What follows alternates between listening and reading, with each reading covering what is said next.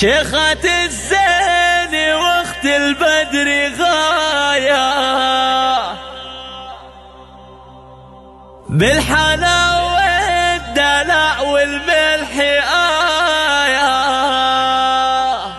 زينها قصة وحلا وحكاية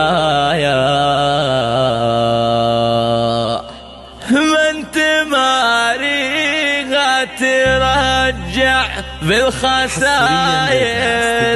من تماريها ترجع بالخساير شيخة الزين واخت البدر غاية بالحلا والدلع والملح آية زينها قصة وحلا حكاية من تماريها ترجع بالخساير فيك يا غاية اوصف ومزايا فارقة حيل عن كل الصبايا زينك اللي بهن سوا سوايا جوهرة انتي نحلى الجواهر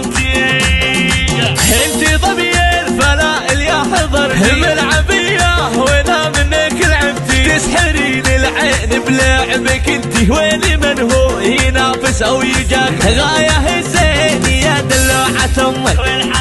طرت عيونها ودمها بدمك والعبي وامك بقربك ويمك واسحري كل عين وكل حاضر منه قدك يا غاية دهمشية والله انك قمر واحلى بنية وافخري وافخري وافخري بالقريم يا صبية ربعك اهل المواقف والمفاخر يلا صيناه ويا يلا صيناه ويا بنت الاصايل امك المترفة وجمل جميلة في النساء ما لها ند وعدايل بنت عز وسلايلها الاكابر غاية يا بنت نهر عن المقالي شيخ عزين رقابة السلام واشهد انه كريم من كرامه واسع طيبه وفي وناد جدك القرمي عيد الجريمي بين كل البشر قطر عظيم وجدك من امك الحرة الكريمي هو محيلاني حلال العساير اخوانك حزامك وعزوه وارثين المكارم والمروه وعماتك للحلا والزين سموه وخواتك خذن وصاف النوادر